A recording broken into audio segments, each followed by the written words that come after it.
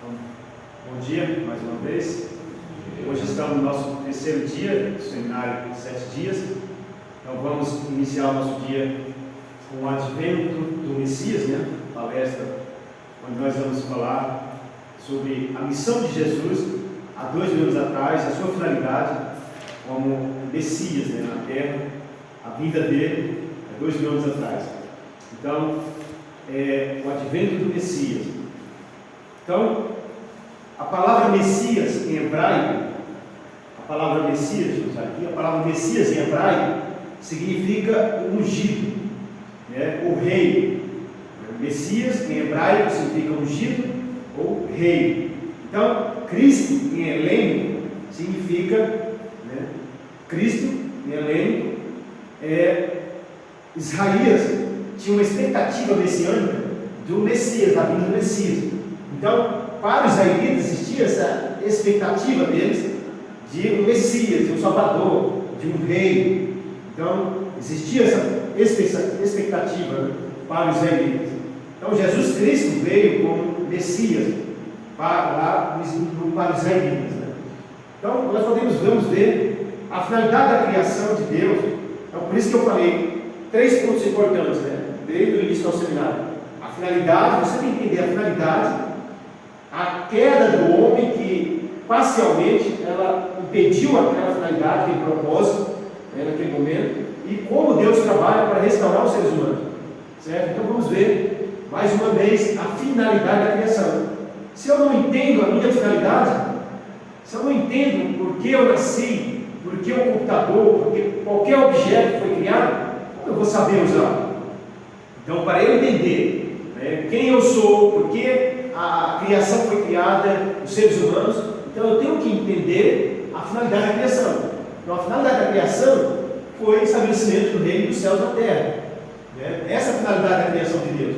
Mas devido à queda que nós vimos ontem, foi criado o inferno na terra devido ao pecado de Adão e Eva. Então, Deus criou a providência da restauração. Se tornou a história da humanidade.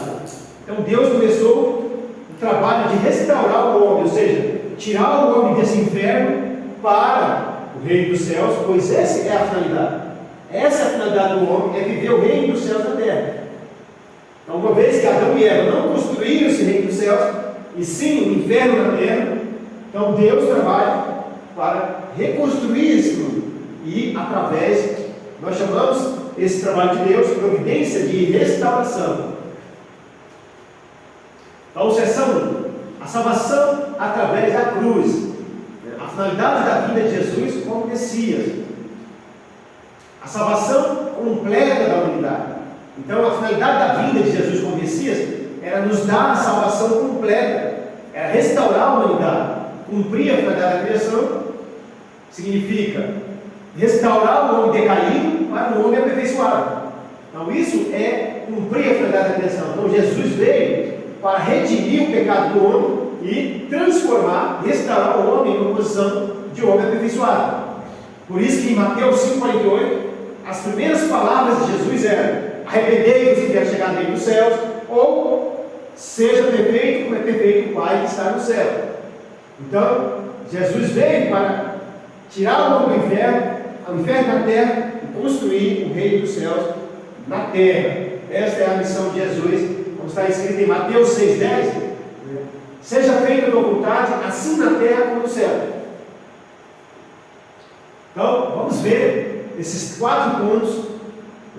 O homem, vamos ver se após a vinda de Jesus, o homem foi construído esse reino dos céus na terra ou não. Se o homem se restaurou como um homem aperfeiçoado ou não. Então, primeiro, viver a vida inseparável de Deus, sem pecado original, não precisa de Messias, não precisa de oração, de arrependimento e de vida de fé, filhos bons, sem pecado original. Então, o homem que é um homem aperfeiçoado, o reino dos céus na terra, é um homem que vive uma vida inseparável de Deus, um homem que não precisa de oração e tampouco precisa de arrependimento, pois é um homem aperfeiçoado. Como está escrito em Mateus 5,48, Mateus 6,10 e Mateus 4,17, Jesus, quando chegou, ele disse assim: arrependei-vos, porque é chegado o reino dos céus. Por que tinha chegado o reino dos céus? Porque Jesus estava trazendo esse reino dos céus. Ele era a semente do reino dos céus. Ele estava trazendo o reino dos céus, por isso que ele disse: arrependei-vos, porque é chegado o reino dos céus. A pergunta é: foi a providência da restauração? Foi a providência de Deus, ou seja, a providência da salvação realizada através da cruz? Será que Jesus conseguiu restaurar o homem decaído através da cruz, fazendo ele do homem um homem perfeito, um homem sem pecado, um homem que gera filhos sem pecado, um homem que vive inseparável de Deus? Será que através da cruz, da morte de Jesus na cruz, o homem se tornou um homem perfeito? Vocês podem analisar. Olha para vocês mesmos e olha para a humanidade. 2000 anos atrás, Jesus ascendeu e houve o sacrifício de Jesus na cruz. E nós aprendemos que através do sacrifício dele na cruz, do seu sangue, a humanidade foi salva. Então, o homem se restaurou numa posição de homem aperfeiçoado. O homem vive uma vida inseparável de Deus. O homem não necessita de oração. O homem não necessita de arrependimento. Não. O homem precisa ainda de arrependimento. Ainda está esperando o Messias. Então, a pergunta é: foi a salvação completa através da cruz, da redenção pela cruz? Então, vamos ver esse ponto, né? Então, vamos ver, após a cruz, a realidade de vida de fé do cristão. Então, vamos ver a realidade da vida de fé do cristão após o sacrifício de Jesus na cruz. Ninguém viveu uma vida até hoje, uma vida de total união com Deus. Até hoje ninguém viveu uma vida em total união com Deus. 2. Tem pecado original e necessita de Salvador. Até hoje o homem ainda precisa de Salvador. Tem pecado original, transmite para os seus filhos o pecado original, necessita de arrependimento, de redenção do pecado, necessita de uma vida de fé, como a Bíblia relata. Então, os filhos necessitam de Salvador. Então, por mais devoto que seja, por mais fiel que seja, o homem, diante da cruz, diante do sacrifício de Jesus, o homem que se tornou um com Cristo, por mais que ele seja um homem muito devoto, os filhos dele também precisam de Salvador. Os filhos dele nascem com pecado original. Então, essa é a realidade do cristão após o sacrifício de Jesus na cruz.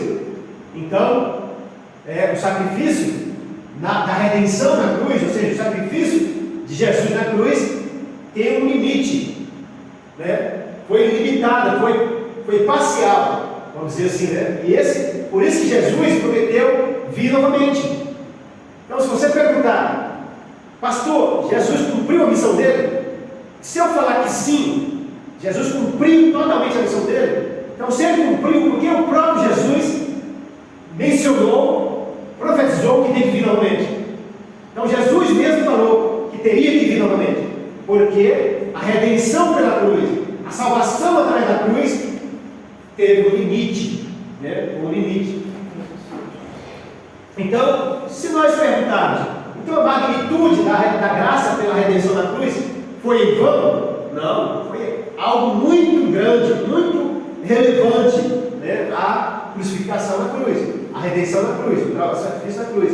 Por exemplo, a história do cristianismo, experiência de fé, todo o cristianismo surgiu através da redenção, do sacrifício de Jesus na cruz. É verdade que nossa fé na cruz pode produzir redenção. É verdade que pode produzir redenção? Igualmente é verdade que a redenção pela cruz tem sido incapaz de remover nosso pecado original e restaurar nós como homens originais. Surge então a pergunta com respeito à plenitude da redenção pela cruz, ou seja, pelo sacrifício na cruz, a morte de Jesus na cruz. Então vamos analisar a morte de Jesus na cruz, se foi a vontade de Deus. Foi vontade de Deus a morte de Jesus na cruz? Hein, senhor Nazaré? Foi vontade de Deus a morte de Jesus na cruz? Foi a única vontade? Ele nasceu para morrer na cruz? Então vamos ver, analisar e vamos estudarmos nesse sentido. Vamos ver, analisar o sentimento unânime entre os discípulos de Jesus, e os cristãos até hoje, em Atos 7, 51, 53, está escrito que os discípulos de Jesus, com a morte de Jesus, eles sentiram que a morte de Jesus foi uma morte injusta, né, indevida. E todos os discípulos de Jesus, ficaram magoados, indignados com aqueles soldados, com romanos, com a morte de Jesus. E vituperaram, né, a ignorância e a descrença dos líderes judeus. Então, por isso, Estevão escreveu em Atos 7, 51 e 53, ele diz assim: homens de dura serviço, incircuncisos de coração e ouvido, vós sempre resistis ao Espírito Santo, assim vós, como vossos pais, o qual dos profetas não perseguiram nossos pais, até matar os que anteriormente anunciaram a vida do justo, do qual vós hoje, agora fostes traidores e homicidas, vós que recebestes a lei por ordenação dos anjos e não aguardastes. Então, aqui está escrito que os antepassados dos homens, daqueles homens naquele momento, que estavam crucificando Cristo, os pais deles perseguiram os profetas que anunciavam a vida do justo Jesus, e que hoje, naquele momento, eles estavam assassinando Cristo, traindo Cristo, o justo, o homem justo. Então, a providência de Deus.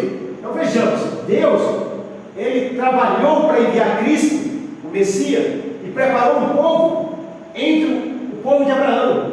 Desde Abraão até Jesus, houve uma preparação de um povo escolhido para que Deus pudesse enviar o Messias. Se Deus tivesse que enviar Jesus para morrer na cruz e salvar a humanidade, Ele poderia ter enviado Jesus no meio dos bárbaros. E se somente a morte de Jesus fosse a condição necessária para a salvação do povo, da humanidade, então Deus poderia ter deixado Jesus ser morto no ventre de Maria, ou quando ele era criança, porque é um sacrifício. Se é o sacrifício de Cristo que nos dá a salvação, então poderia ter deixado ele morrer quando ele era criança. Mas não, todo o tempo Deus cuidou de proteger Jesus. Nós podemos ver isso pelos filmes, pela Bíblia. Todo o tempo, desde o ventre, o anjo avisava para Maria que ela fugiria daquele lugar. Todo o tempo, quando o rei mandou matar todas as crianças, até 2 anos, Deus protegeu Jesus, cuidou de Jesus, porque existia uma profecia que ele ia se tornar rei dos reis.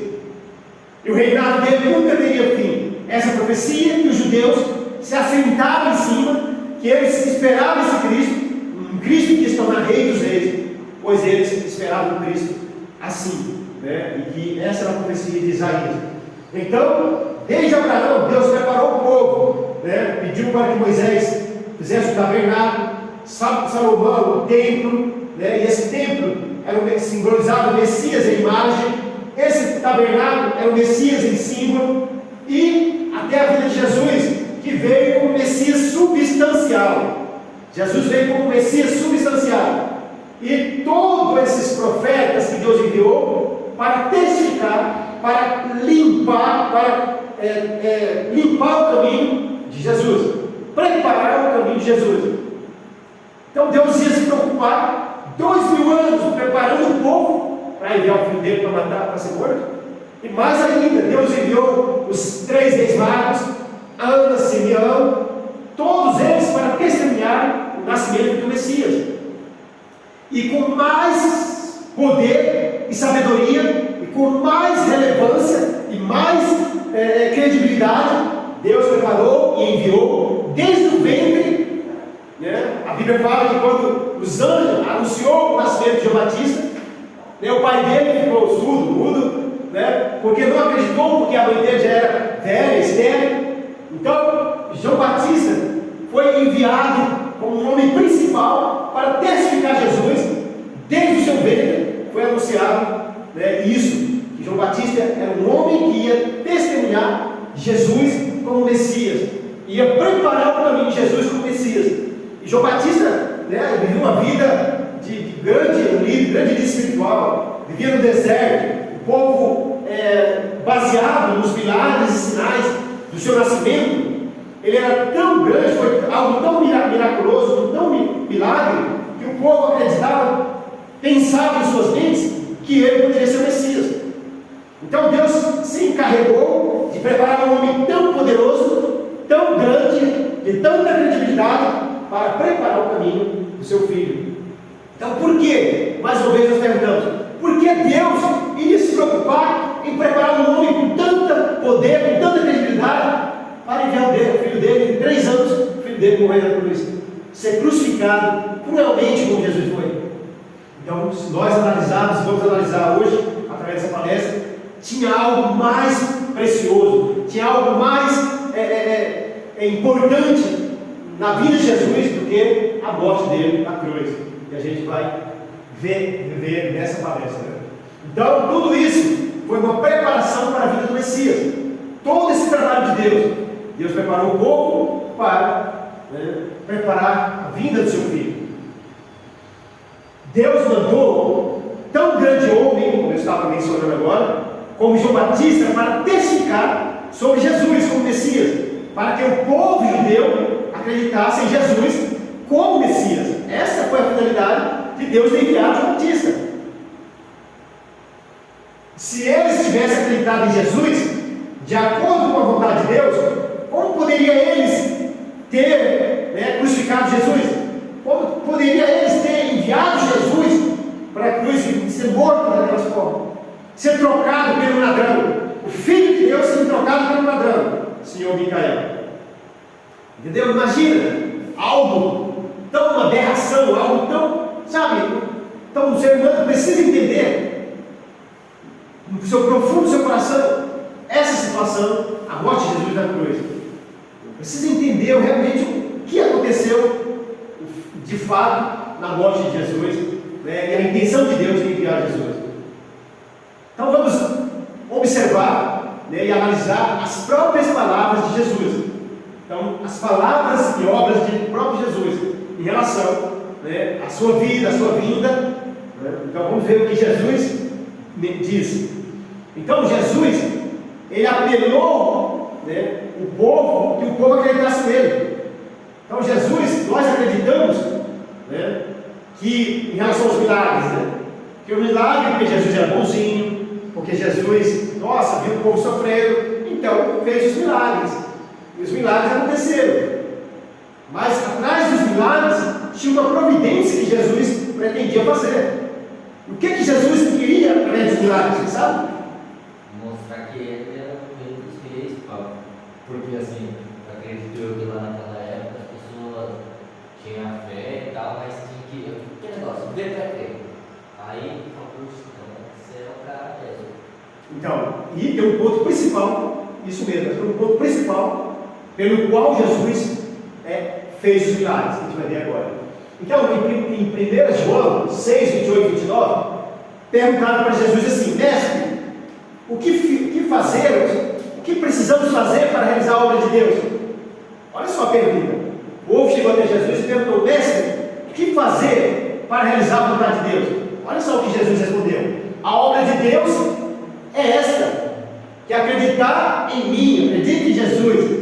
Olha só o que ele responde: disseram-lhe, pois, que faremos para executarmos as obras de Deus? Olha só o que Jesus respondeu. Jesus respondeu e disse-lhes: a obra de Deus é esta, que vocês acreditam em mim, que creiais naquele que ele enviou. Então o que Jesus quis dizer? Gente, a obra de Deus é essa, acredita em mim. Então Jesus, no início de suas palavras, sua missão, em nenhum momento ele falou: a obra de Deus é essa, que vocês me matem, que vocês judiam de mim, que vocês me crucificam. Não tem isso aqui. Então Jesus falou assim: a obra de Deus é essa, que creiais naquele que ele enviou, que Deus enviou. Quem que Deus enviou? Cristo. O que Jesus estava pedindo? Acredita em mim. E aqui também ele estava falando: a obra de Deus é essa, que vocês me matem e depois acreditem em mim. Não está dizendo isso, está dizendo o presente, que vocês acreditam em mim. Então, se o povo tivesse acreditado em Jesus, teriam crucificado? Também em Lucas 19, 41 e 44, né? Jesus chorou pela traição do povo judeu, a ignorância do tempo de Deus, né? No momento da vida de Cristo. Então Jesus disse assim: e quando ia chegando, vendo a cidade, chorou sobre ela, dizendo: ah, se tu conhecesse também, ao menos nesse teu dia, o que a tua paz pertence, mas agora isso está encoberto aos seus olhos. Porque, aí Jesus continua dizendo, né? Aí ele começa a fazer um presságio, né? Ele começa a falar palavras de maldição. Aí uma vez eu estava dando essa palestra para um teólogo, e ele falou assim: Jesus amaldiçoou? Sim, Jesus fez um presságio ruim para o povo. Aí ele começa dizendo assim, né? Mas agora, se tu não conhecesse, mas, aí ele começa aqui, né? Mas agora isso está encoberto aos teus olhos. E aí começa: porque dias virão sobre ti, ou seja, sobre Jerusalém, sobre o povo, em que teus inimigos te cercarão de trincheiras e te sitiarão e te espreitarão de todos os lados e te derrubarão a ti e aos teus filhos que dentro de ti estiverem. Então Jesus falou que até os netos, bisnetos, os descendentes deles iriam sofrer, e não deixarão em ti pedra sobre pedra, pois que não conhecesse o tempo de tua visitação. Então eles não estavam conhecendo quem estava ali naquele momento, quem estava visitando eles, o Messias que estava ali, estava negando o Filho de Deus, a quem Deus preparou durante 2000 anos para a vida dele. E aí Jesus, né, chorou, né, se lastimou pela descrença do povo, pela obstinação do povo, pela ignorância do povo, e começou a dizer: imagina se o Paulo matar alguém agora, será que ele vai receber bênçãos em troca da morte que ele matou alguém? Ele vai ser preso por 10 anos, por 20 anos. Nem todos nós sabemos, uma criança sabe, se eu fizer o mal, o resultado daquele mal que eu vou receber é uma surra. Se eu matar, eu vou ser preso, eu tenho que fugir. E isso também espiritualmente nós sabemos. Então Jesus sabia, se o povo negasse ele e crucificasse ele, o matasse, o povo ia ser castigado, o povo ia ser, né, como ele diz aqui, e te derrubarão, e a ti e teus filhos. Interessante que antes da vida de Jesus, né, nos 10 mandamentos, Deus já deixou um recado: não matarás. Não matarás. Se eu não me engano, o 5º mandamento. Então, em João 5, 39, 40, já fala assim: escravo da palavra, e são elas que de mim testificam. Né? Aí ele diz assim, né? Jesus falou assim: examinai as Escrituras, porque eles liam, eles estudavam as Escrituras. E aí Jesus falou assim: leia, examinai elas, porque vós mudais ter nelas a vida eterna, e são elas que de mim testificam, mas agora vocês não querem vir até aqui para ter vida. Então eles liam as Escrituras, eles, né, liam e sabiam, conheciam as Escrituras, e era elas que eles buscavam a vida eterna, mas o Cristo que chegou ali agora, que ia dar vida para eles estavam negando. Por isso que ele falou: deixa as Escrituras, são elas que testificam de mim, e agora vocês, eu cheguei e vocês não querem ter vida eterna. Em João 5, 43, 46, a ignorância do povo escolhido, os judeus, né, falam que Moisés, porque de mim escreveu ele. Então vamos ver essa passagem. Aí Jesus fala assim: eu vim em nome de meu Pai, né, e não me aceitais. Se outro vier em seu próprio nome, a esse vocês serão aceitados. Como podes vós crer, recebendo honra um dos outros, e não buscando a honra que vem de Deus do céu? Não cuideis que eu vos hei de acusar perante o Pai, para com o Pai. Né? Há um que vos acusa, Moisés, em quem vós esperais. Porque se vós cresceis em mim, ou seja, em Moisés, também acreditariam em Jesus. Se eles tivessem acreditado em Moisés, eles também acreditariam em Jesus. Porque de mim escreveu ele. Vocês vão ver detalhadamente por que Jesus falou isso. De mim escreveu ele. Né? Então vocês vão ver a partir de amanhã, depois do 5º dia, quando entrar na conferência de Moisés. Então, Em Mateus 23, 37, lamentou-se pela descrença e obstinação do povo. Jesus lamentou-se pela descrença do povo. Se Jesus veio para morrer na cruz, por que ele ia lamentar? Por que ele ia chorar? Então, se ele veio para cumprir a missão, ele não precisava se lamentar. Todo o tempo, né, ele teria que estar alegre, feliz, porque ele estava cumprindo a missão de Deus de ser rejeitado, de ser torturado. Mas pelo contrário, ele se lamentava. Então, aí ele dá o exemplo da galinha. Ele dá o exemplo da galinha. Ele fala assim, né, Jerusalém, Jerusalém, que matas os profetas e apedrejas os que te são enviados. Né? Quantas vezes quis eu ajudar os teus filhos, como a galinha junta os pintos, os pintinhos, debaixo das asas, e tu não quiseste. Então, quantas vezes Jesus quis que o povo viesse até ele, e ele protegesse, e ele desse vida, e o povo rejeitando. E aí ele fez, né, Jerusalém, Jerusalém, que mata os profetas e apedreja os que são enviados. Quantas vezes eu quis ajudar vocês, proteger vocês, né, como a galinha guarda o pintinho debaixo das asas, e tu não quiseste. E aí Jesus tentou fazer o povo acreditar nele através dos milagres. Agora vamos entrar. O milagre e tal, mas tem um ponto principal porque Jesus fez milagre. Vamos ver? Aí está lá em João 10, 38, diz assim: se não credes em mim, credes nas obras, nas minhas obras, porque para que conheçais e acrediteis que o Pai está em mim e eu no Pai. Então Nicodemos foi até Jesus na madrugada e disse assim: mestre, o Senhor só pode ser alguém de Deus, vindo da parte de Deus, porque para fazer essas maravilhas, ninguém que venha, né, do capeta, de Satanás, não faria essas maravilhas. Só pode ser, imagina, Jesus é um homem que estava morto há 3 dias, o homem andou sobre as águas, o homem ressuscitou, o homem curou o cego, mudo, surdo, leproso, e ainda assim as pessoas, os líderes religiosos, né, falaram mal dele, né, baseado nessas obras. E aí ele disse assim: se não credes em mim, credes nas obras. E quais eram as obras de Jesus? Os milagres, para que para que fique sabendo que o Pai está em mim e eu no Pai. Então, aquelas maravilhas que ele fazia, como Nicodemos ele falou, só pode ter filho de Deus. Mas o próprio Nicodemos não abraçou Jesus. Ele ia encontrar com ele nas madrugadas, com medo de ser criticado, com medo de ser visto por Jesus.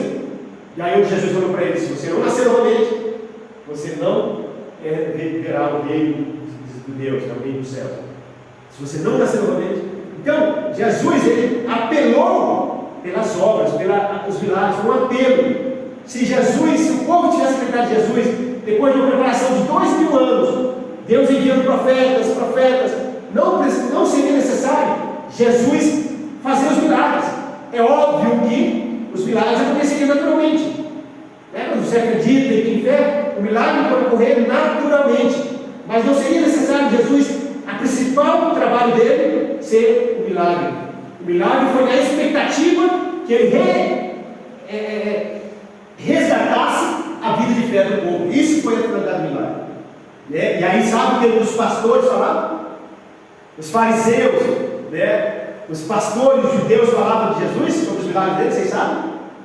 De onde eles atribuíam os milagres de Jesus? Os líderes judeus zombavam de Jesus. Olha só o que eles falavam. Em Mateus 12, 24. Mas os pastores, os fariseus, os líderes da época, o povo preparado, ouvindo o povo falando, sabe, o Nazareno, ele está fazendo isso, grandes maravilhas. Então ele ouvia o povo falando, e aí eles ouvindo isso, diziam: esse não expulsa os demônios, senão por Beelzebul, o príncipe dos demônios. Então eles eram tão maquiavélicos, tão satanistas, que eles atribuíram os milagres de Jesus, que vinham dos demônios, que era o demônio que dava o poder para Jesus fazer os milagres. E aí o povo, na ignorância, eles eram os donos da lei. É como hoje temos os pastores, os líderes, tem grandes multidões que seguem eles. O que esses pastores falaram, as pessoas podem seguir. Então, a Mas Jesus foi muito duro com esses fariseus. Então, o Filho de Deus fazendo milagre, restaurando a vida das pessoas, espiritualmente e fisicamente, e aquele povo, que era o povo escolhido, que deveria apoiar Jesus, em primeira mão, dali, braço de Jesus, estavam criticando Jesus, dizendo que o poder dele veio de Satanás. Jesus amaldiçoou com grande indignação o povo, aqueles os fariseus, né? E amaldiçoou com grande indignação os fariseus. Em Mateus 23:13, a Jesus disse assim para eles: mas ai de vós, escribas e fariseus hipócritas, mentirosos, porque fechais aos homens o reino de Deus, e nem vós entrais, e nem deixas que querem entrar. Então é o pior pecado, viu, Micael? O pior pecado, né, é você, além de você não querer ir para o reino dos céus, e fechar o caminho das pessoas que querem entrar. Então eles não estavam aceitando Cristo, e ainda assim estavam bloqueando o caminho das pessoas a ir até Cristo com as mentiras deles. Então Jesus falou assim: ai de vós, escribas e fariseus, hipócritas, mentirosos, né, que fechais o reino para as pessoas que querem entrar, e nem vocês entram, e Deus não deixa os outros entrar. Ai de vós, escribas e hipócritas, né, fariseus hipócritas, pois que devorais as casas das viúvas, sob pretexto de prolongar orações, por isso sofrereis mais rigoroso juízo. Pretexto, o que é pretexto? Uma desculpa, né? Então eles davam desculpa que ia orar na casa das viúvas, longas orações. E o que eles iam fazer na casa da viúva? Então Jesus deixou algo aí, né? Ai de vós! Você acha que eu não sei os pecados de vocês? Com pretexto de grandes orações, devorais a casa das viúvas. Então, 6 João 8,37. Bem sei que sois descendentes de Abraão, contudo procurais matar-me, porque a minha palavra não entra em vós. Eu falo do que vi junto de meu Pai, e vós fazei o que também viste junto do vosso Pai. Responderam e disseram-lhe: se fosses filho de Abraão, fareis as obras de Abraão. Mas agora procurais matar-me a mim, homem que vos tem dito a verdade, de que Deus tem ouvido. Abraão não fez isso.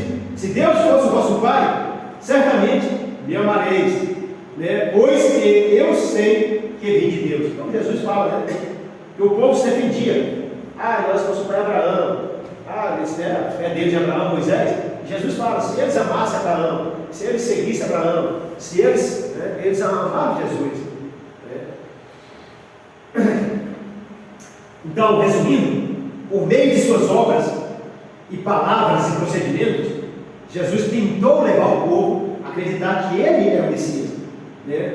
Acreditar nele, porque essa é a vontade de Deus. Então está lá em João 6:29, né? Mestre, o que fazer para realizar a vontade de Deus? A vontade de Deus é essa: que acredite em mim, e creiais naquele que Deus enviou, em que Deus enviou Cristo. Então, por meio de suas obras, procedimentos, palavras, Jesus tentou o máximo possível, com todo o seu coração, fazer com que o povo acreditasse nele. Mas infelizmente isso não ocorreu. Todavia, vamos ler aí, Paulo, por favor. Todavia, se eles tivessem seguido a vontade de Deus e acreditando em Jesus como Messias, quem dentre eles teria ousado convidá-lo à cruz? Então, você, Micael, se você acredita no Cristo, você vai crucificar ele, você vai matar ele, você vai trair ele, como Judas Iscariote traiu. Então, se eles tivessem acreditado em Jesus, que era a vontade de Deus, como eles poderiam ousar a levar Cristo para a cruz? Então, mesmo que os líderes não acreditassem, mesmo que os reis não acreditassem e tivessem o poder de mandar ele para a cruz, mas eu, Senhor, iria junto, Micael iria juntos, os 12 discípulos iriam juntos, todos aqueles que acreditassem, Nicodemos iria junto. Isso é acreditar no Cristo, se tornar um com ele, um com o ideal dele, morrer junto com ele se for preciso, e viver junto com ele.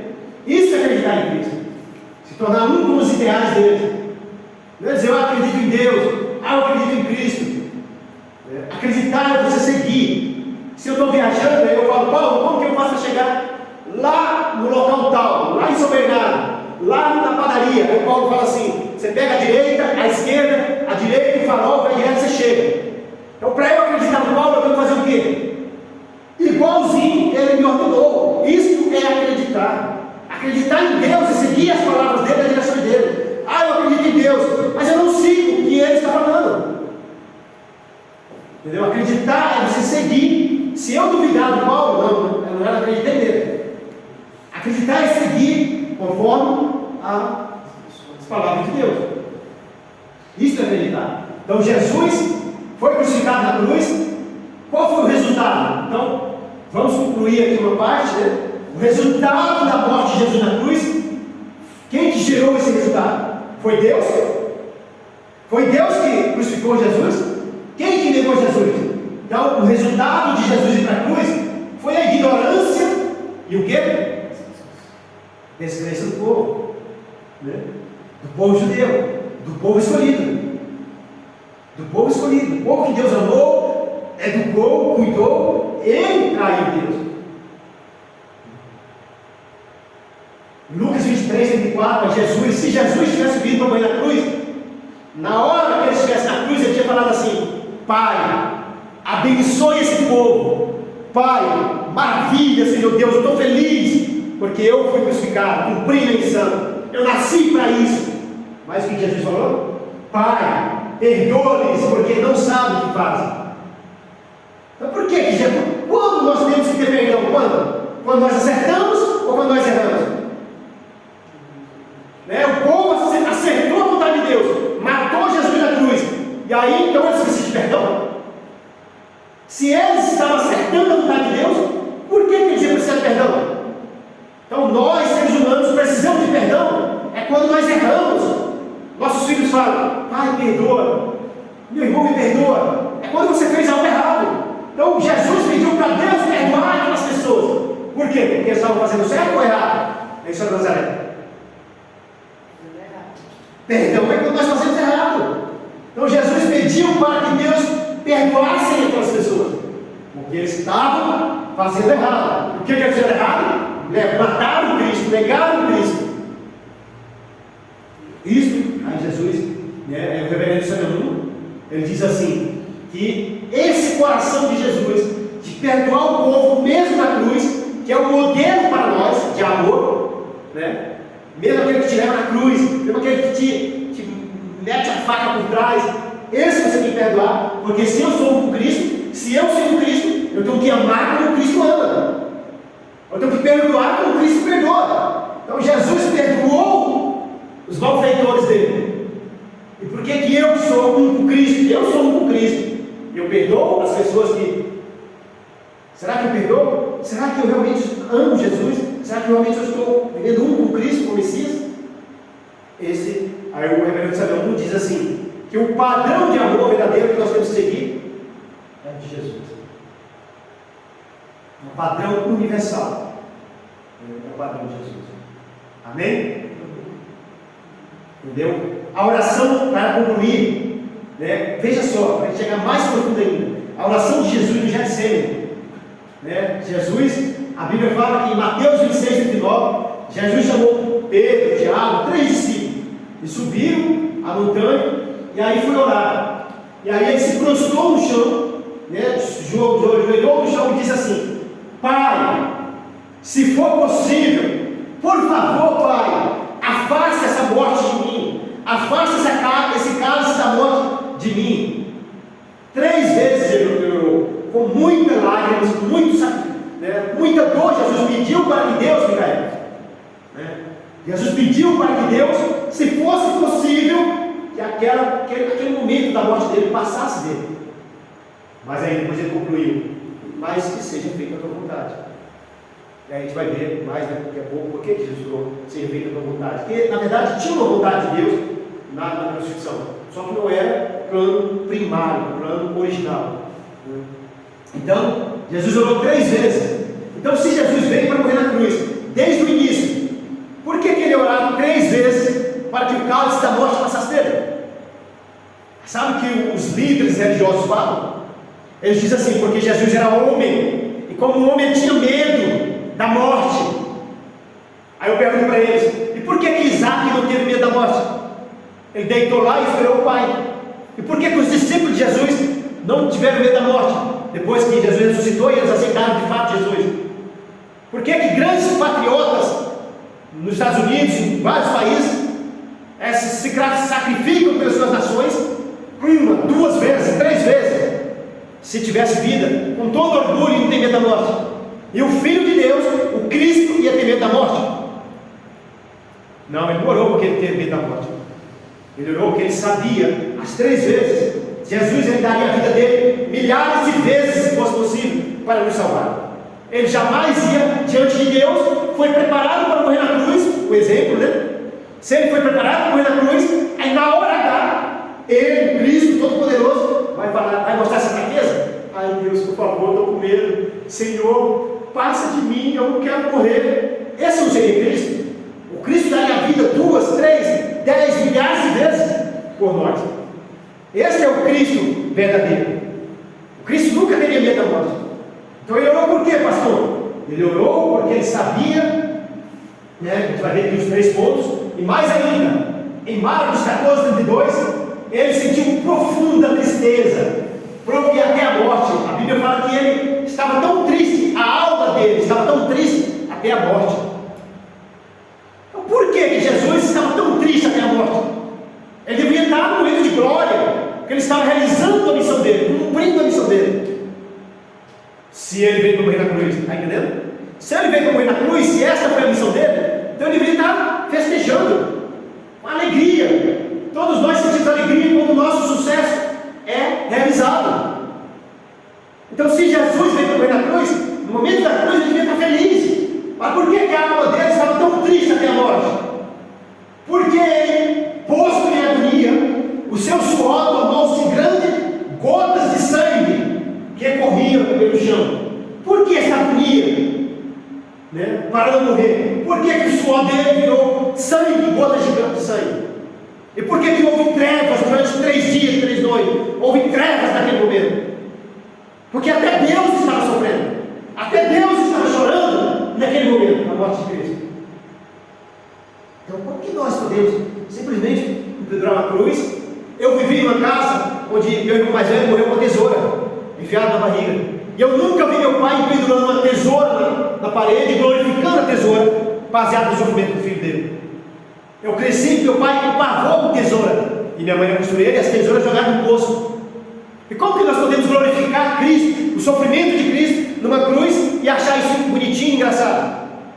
Você já perguntou para Jesus, o coração dele, o quanto ele sofreu, o que essa cruz ela representa? Sofrimento. Se você atropelar alguém, se você tombar o carro e matar sua esposa, seu filho, você vai glorificar esse carro, que foi a chave que matou seu filho?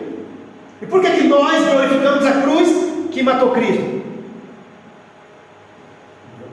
Então, o sucesso de Jesus, como o reverendo Santo nos ensina, não foi a cruz, mas o sucesso dele, de Cristo, foi a ressurreição. Foi o poder dele de amar as pessoas, de se doar pela humanidade, para nos dar uma salvação espiritual, que a gente vai ver logo lá na frente. Aí sim Deus ressuscitou ele. Deus não ressuscitou ele porque ele foi morto na cruz, mas sim baseado no coração dele de amor. De amor, aí Deus ressuscitou Cristo. Então, 3 vezes ele orou, primeiro para Deus, porque ele sabia que Deus, que tinha preparado, que tinha sofrido desde Adão e Eva, aquele projeto de um mundo ideal, de uma família ideal, de um homem perfeito. Deus, nós sabemos, não sabeis vós que sois o templo de Deus? O Adão e Eva, o nosso corpo é o templo de Deus. Satanás tomou o corpo de Deus, e naquele momento quando Cristo retornou, Deus estava com a esperança de agora sim, agora vou experimentar, agora vou poder viver no corpo dos homens, que Jesus vai restaurar o ser humano, vai tirar o pecado do mundo. Então a esperança do reino dos céus era Jesus. Então Jesus orou com muita tristeza, porque sabia que Deus ia prolongar, ter a segunda vinda, como ele mesmo falou, que na segunda vinda. E também ele orou para a humanidade, porque ele sabia que a humanidade ia continuar no sofrimento, como ocorreu as guerras mundiais, e todo o sofrimento. Um avô estupra sua neta, um pai estupra seu filho, e isso é vontade de Deus, né? Após a morte de Jesus, o pecado continuou maior ainda, como o apóstolo Paulo fala, Pelo Espírito, pela mente eu quero fazer a vontade de Deus, mas pela carne eu faço pecado. Então, Jesus era a esperança de um mundo, de um reino do céu na terra. Por isso ele falou: arrependei-vos porque chegaram o reino do céu. Deus mandou Jesus com essa esperança, com essa pessoa, e a morte dele tirou isso de nós e de Deus, né? E esse terceiro pelo povo judeu. O povo judeu ia sofrer perseguições. Só o Hitler matou mais de 600 mil pessoas, como centenas de pessoas. Se você pegar Jerusalém, os judeus, e torcer que lá só sai sangue, de tanta guerra e sofrimento que aquele povo sofreu. Por quê? Porque mataram o Filho de Deus. Então isso está aí, aqui na Bíblia. Por que foi ensinado para nós de uma maneira? E aí nós voltamos naquilo que o próprio Jesus falou. Eu disse tudo isso em parábolas. Chegará o momento que eu falarei abertamente acerca do Pai. Hoje, nós podemos falar abertamente dos segredos da Bíblia, dos segredos de Jesus, do coração de Jesus. O destino trágico do povo judeu. Então, Israel foi espalhado pela terra sendo perseguido. Os cristãos também morreram como mártires, né? Na cruz. Leão comia os cristãos, era jogado no fogo. Então, depois da morte de Jesus, os cristãos pagaram um preço enorme, foram perseguidos até 400 anos depois da morte de Cristo, para poder o rei começar a aceitar que o cristianismo era uma religião. Mas durante 400 anos foram perseguidos todos à morte, e o apóstolo Paulo era um deles que perseguia. Depois ele caiu no cavalo e aceitou Cristo, e também passou a ser perseguido. Então, se a morte de Jesus na cruz trouxe o reino dos céus, por que tanta desgraça, tanto sofrimento? Se ele tirou o pecado do mundo, por que ele vai ter que vir novamente? Então, os israelitas, os cristãos, pagam o preço pelo pecado coletivo. Então, Lucas 19, 43, 44, nós já lemos isso aqui, né, como Jesus disse: porque dias virão sobre ti em que os teus inimigos cercarão de trincheiras, né? Essa passagem de Jesus nós já lemos. Jesus fala que os judeus iam pagar um preço enorme, até os filhos dos judeus que estavam no ventre iam pagar um preço enorme. Não é isso, senhora Vitória? Aí você disse: mas como que o inocente pode pagar?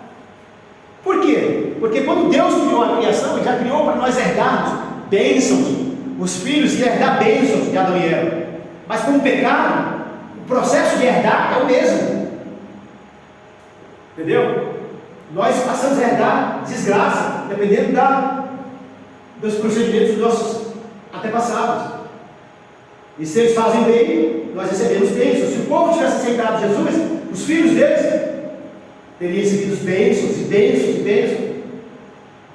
Então não tem bênção maior do que você eliminar o pecado original, e se tornando um Cristo. Não tem bênção maior. Ok? Então, qual foi o limite da salvação? Através da eleição pela cruz, houve um limite. Lá no início eu falei que houve um limite, né? Houve um limite. Então Deus, quando Ele criou o homem, Deus criou o homem com espírito e com carne, certo? Espírito e carne. A Vitória tem espírito e tem carne. A senhora Nazaré tem espírito e tem carne, certo? Né, Micael? Você tem espírito e tem carne. A gente viu lá na seção 6, né, da criação. O pecado ocorreu só na carne ou só no espírito? Quando Adão e Eva pecaram, eles pecaram só no espírito ou só na carne? Não, está lá o pecado físico e o pecado espiritual. Então Adão e Eva pecaram fisicamente. Primeiro foi o pecado espiritual e depois o pecado físico. E a salvação do homem tem que ser como? Só no espírito ou só na carne? Tem que ser nos dois.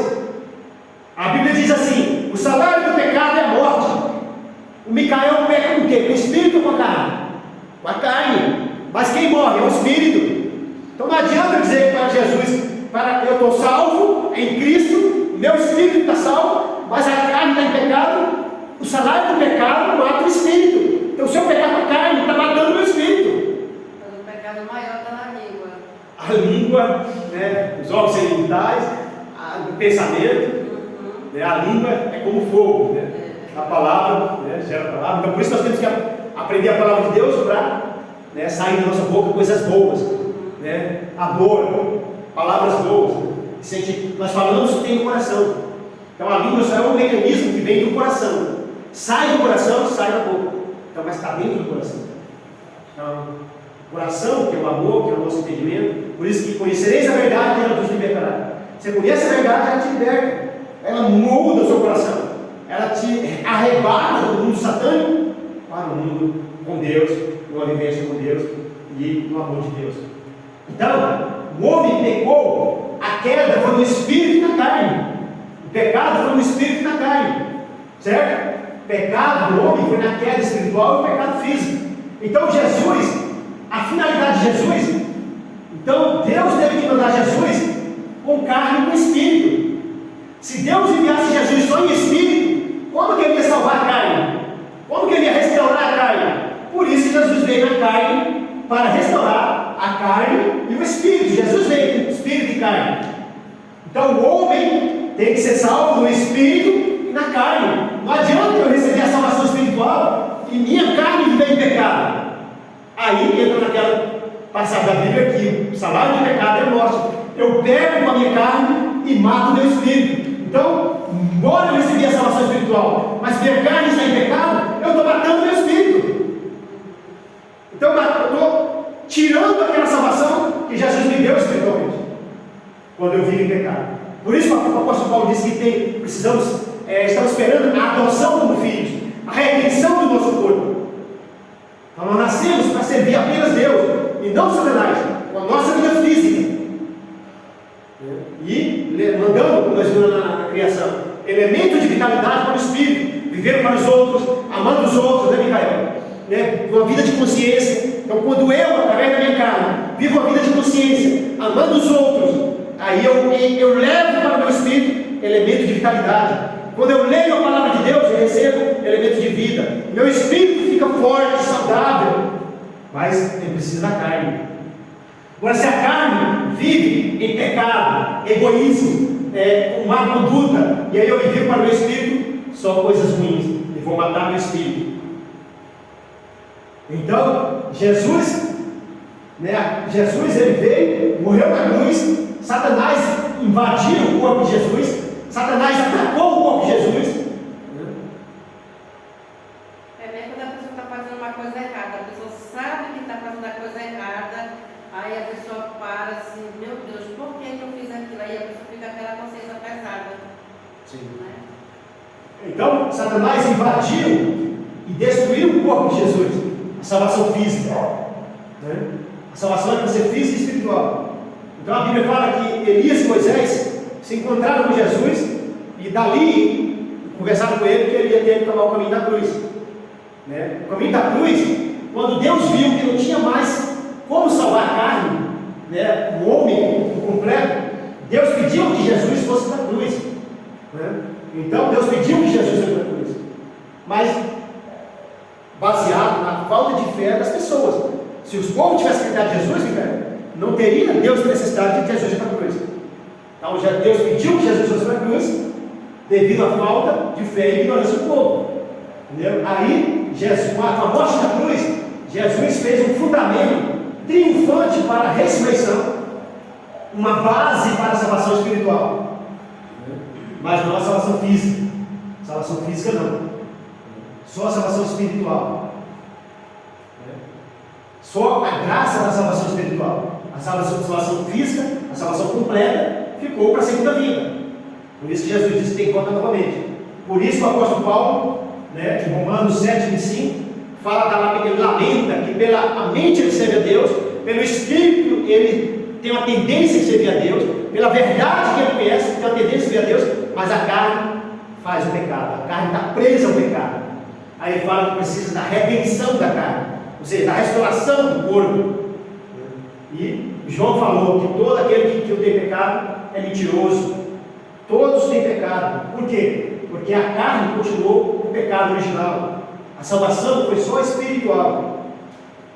A salvação completa, a salvação física e espiritual, daquele homem se tornar o templo de Deus, a imagem de Deus, ela ficou para a segunda advento. Quando Cristo retornar novamente, ele tem que vir em carne física, no corpo físico. Aí ele vai dar salvação física e espiritual, porque os homens vão se unir com ele, os homens aceitando Cristo, aí eliminar o pecado original, e aí o homem vai ser arrebatado, ressuscitado, fisicamente e espiritualmente. Aí nós podemos nos tornarmos o templo de Deus. Aquilo que Apocalipse fala, Apocalipse 22:14. Bem-aventurados aqueles que lavam suas vestiduras no sangue do Cordeiro. Bem-aventurados, felizes, aqueles que tiram o pecado através do segundo advento do Cristo, para que possa alcançar a vida, que é a árvore da vida.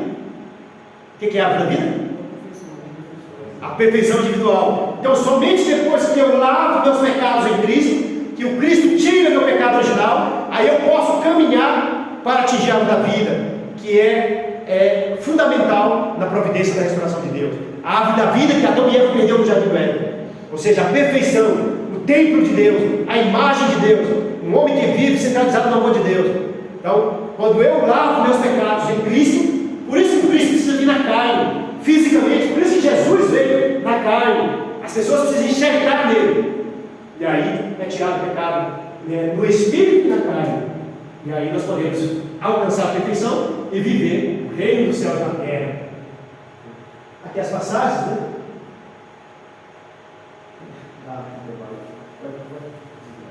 Vamos dar um intervalo?